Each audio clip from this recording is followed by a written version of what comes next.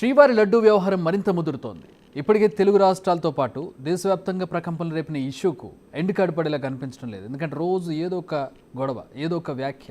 ఇప్పటి వరకు ఈ ఇష్యూలో తీవ్ర విమర్శలు ఎదుర్కొంటూనే కార్నర్ అవుతున్న వైసీపీ ఓ కీలక నిర్ణయం తీసుకుంది. ఈ నిర్ణయం డ్యామేజ్ను కంట్రోల్ చేస్తుందా, లేక మరింత వివాదంలో కూరుకుపోయేలా చేస్తుందా? శ్రీవారి లడ్డూ కల్తీ వ్యవహారం ఇప్పుడు హాట్ టాపిక్. రోజులు జరుగుతున్న కొద్దీ మరుగున పడుతుందనుకున్న వ్యవహారం రోజు రోజుకు రాజుకుంటూ మరిన్ని మంటలు రాజేసుకుంటూ వెళ్తోంది. దీనికి బెస్ట్ ఎగ్జాంపుల్ ఇప్పుడు వైసీపీ తీసుకున్న నిర్ణయం. రాజకీయాల్లోకి దేవుణ్ణి లాగారు, తిరుమల ప్రతిష్టను దెబ్బతీశారు. ఏపీ సీఎం చంద్రబాబు చేసిన పాపానికి ఈ నెల 28న రాష్ట్ర వ్యాప్తంగా ఉన్న ఆలయాల్లో ప్రత్యేక పూజలు చేయాలి. ఇది వైసీపీ నేతలు కార్యకర్తలకు ఇచ్చిన పిలుపు. సెప్టెంబర్ మాసం 28వ తారీఖున, అంటే ఈ నెల 28వ తారీఖున శనివారం తిరుమల వెంకటేశ్వర స్వామి వారి యొక్క పవిత్రతని వీళ్ళ ముగ్గురు కలిసి, కూటమంతా కలిసి అపవిత్రం చేసినటువంటి దౌర్భాగ్య పరిస్థితుల నుంచి వాళ్ళ పాపాలని క్షమించి వదిలేయమని, దానికి పరిహారం కోసం జగన్మోహన్ రెడ్డి గారి యొక్క పిలుపు మేరకు ఈ శనివారం 28వ తారీఖున ప్రతి నియోజకవర్గంలో కూడా వివిధ దేవాలయాల్లో భక్తులు కానీ, ప్రజలు కానీ, అలాగే వైఎస్ఆర్ కాంగ్రెస్ పార్టీ కార్యకర్తలు కానీ ప్రతి ఒక్కరు కూడా ఆ రోజు ఈ కూటమిగా వీళ్ళు ఏర్పడి స్వామివారి పవిత్రతని ఈ రకంగా కిరాతకంగా పాపానికి ఒడిగట్టిన దాన్ని పరిహారం కోసం ప్రత్యేకమైన పూజలు నిర్వహించమని చెప్పని అందరినీ కూడా వైఎస్ఆర్ కాంగ్రెస్ పార్టీ తరఫున కోరుకుంటున్నాం. అక్కడితో అయిపోలేదు. వైసీపీ అధినేత వైఎస్ జగన్మోహన్ రెడ్డి మరో కీలక నిర్ణయం తీసుకున్నారు. ఈ సందర్భంగా తాను స్వయంగా తిరుమలకు కాలినడకన వెళ్లి ప్రత్యేక పూజలు చేస్తానన్నారు. ఆయన కాలినడకన తిరుమలకు వెళ్లాలని నిర్ణయం తీసుకోవడం, మళ్లీ లడ్డూ ప్రకంపనలు మొదలవడం, ఇప్పుడు ఏపీ పాలిటిక్స్లో ఇది ఒక కుదుపని చెప్పొచ్చు. జగన్ స్వయంగా తిరుమలకు వెళ్ళడం అనేది ఒక పెద్ద కాంట్రవర్సీ. ఈ లడ్డూ వ్యవహారంతో పాటు మరో కొత్త పంచాయతీ దాని ద్వారా తెరలేవబోతోంది. అందులో ఎలాంటి డౌట్ లేదు. ఎందుకంటే ఒకసారి చూడండి. మీరు ఎప్పుడు కూడా గుర్తుపెట్టుకోవాల్సింది, సోనియా గాంధీ వచ్చి అఫిడవిట్ ఇచ్చారు, నాకు దేవుని పైన నమ్మకం, దర్శనం చేసుకుంటానని. Abdul Kalam president of India ఒక అఫిడవిట్ ఇచ్చాడు, నేను వెంకటేశ్వర స్వామి పైన నమ్మకం ఉంటుంది, నేను దర్శనం చేసుకుంటాను. వాళ్ళకంటే గొప్పోళ్ళ మీరు? ఎందుకు ఇవ్వలేదండి? ఆయన దేవుణ్ణి దర్శించుకోవచ్చు, దేవుడి మీద నమ్మకం ఉందా లేదా అనేది ఇంపార్టెంట్. నమ్మకం ఉందని డిక్లరేషన్ నాకు కాదు, సాంప్రదాయ ప్రకారం ఎండోమెంట్కి ఇవ్వమంటున్నా, ట్రస్టీకి ఇవ్వమంటున్నాం. ట్రస్టీకి ఇవ్వడం నీకు బాధ్యత లేదా? ఆ సాంప్రదాయాలను గౌరవించకపోతే నువ్వు ఎందుకు పోవాలి? నీకు అధికారం ఇచ్చింది ముఖ్యమంత్రిగా అధికారం ఇచ్చారు, కానీ సాంప్రదాయాలకు విరుద్ధంగా పనిచేయమని మీకు అధికారం ఇవ్వలేదు.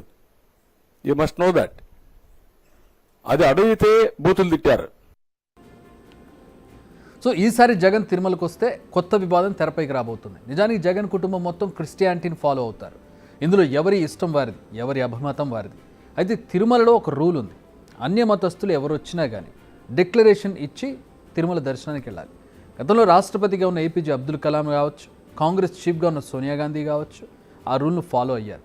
ఎందుకంటే వాళ్ళందరూ అన్య మతస్థులు కాబట్టి డిక్లరేషన్ ఇచ్చారు, స్వామివారిని దర్శించుకున్నారు.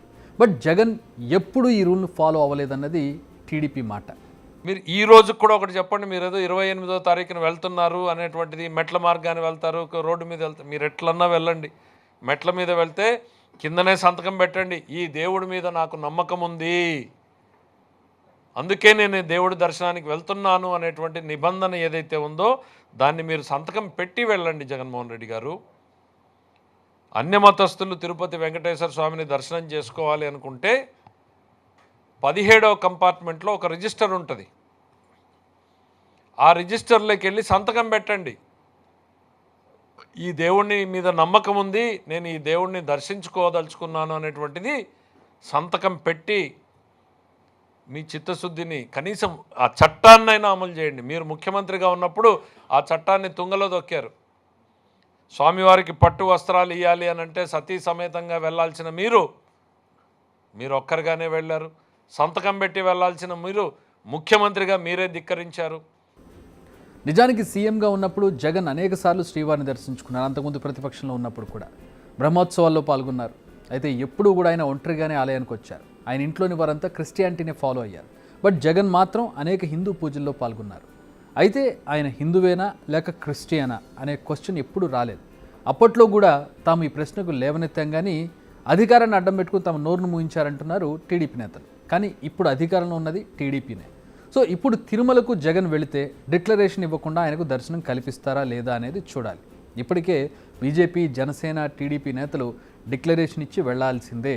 తిరుమల కాలినడకన వెళ్తున్నావా, ఏడో ప్లేస్ దగ్గరికి, ఏడో బాక్స్ దగ్గరికి వెళ్ళేటప్పటికి అక్కడ మీకు రిజిస్టర్ ఉంటుంది, అక్కడ సంతకం చేసండి. లేదా కాలినడకకు ముందే డిక్లరేషన్ ఇచ్చి కాలినడక ప్రారంభించండి అనేది వీరందరి యొక్క వాదన. లేకపోతే అసలు తిరుమలకు నిన్ను అనుమతించమంటూ జగన్కు అల్టిమేటం ఇస్తున్నారు. డిక్లరేషన్ ఇస్తే ఇన్నాళ్ళు జగన్ అధికారాన్ని అడ్డుపెట్టుకుని సంప్రదాయాలను గాలికి వదిలేసినట్టే.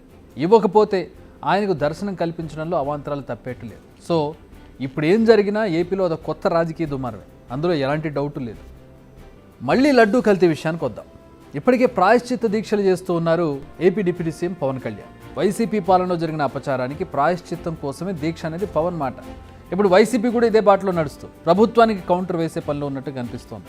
చంద్రబాబు తన రాజకీయం కోసం శ్రీవారిని, తిరుమలను అపవిత్రం చేస్తున్నారని, ఈ పాప ప్రాయశ్చిత్తం కోసమే ఈ పూజలని చెబుతోంది వైసీపీ. ఈ పరిణామాలన్నీ చూస్తే లడ్డూ వివాదానికి ఇప్పట్లో ఎండు కార్డు పడే అవకాశం అయితే కనపడడం లేదు. ప్రభుత్వం స్పెషల్ ఇన్వెస్టిగేషన్ టీం వేయబోతోంది. దీనికి సంబంధించిన చర్చలు జరుపుతున్నామని చెబుతోంది ప్రభుత్వం. సిట్ వేయాలి, అది విచారణ జరపాలి, ఆ నివేదిక ప్రభుత్వానికి అందాలి. ఈలోపు ఇలాంటి అనేక ప్రాయశ్చిత్త దీక్షలు, పూజలు, వ్యాఖ్యలు చాలా చూడాలి మనం. ఎన్నో మాటల మంటలు చూడాలి. అందులో రేపు 28వ తేదీన జగన్ తిరుమలకు కాలినడకన వెళ్ళడం అనేది ఏ రకమైనటువంటి కాంట్రవర్సీని, ఏ రకమైనటువంటి ఉద్రిక్తతను క్రియేట్ చేస్తుందో చూడాలి. ఆయన డిక్లరేషన్ ఇస్తే ఒక గోల, ఇవ్వకపోతే ఇంకొక గోల. So let's wait and see. Big TV outlook కథనాలు నచ్చితే వెంటనే బిగ్ టీవీ ఛానల్ ను సబ్స్క్రైబ్ చేయండి.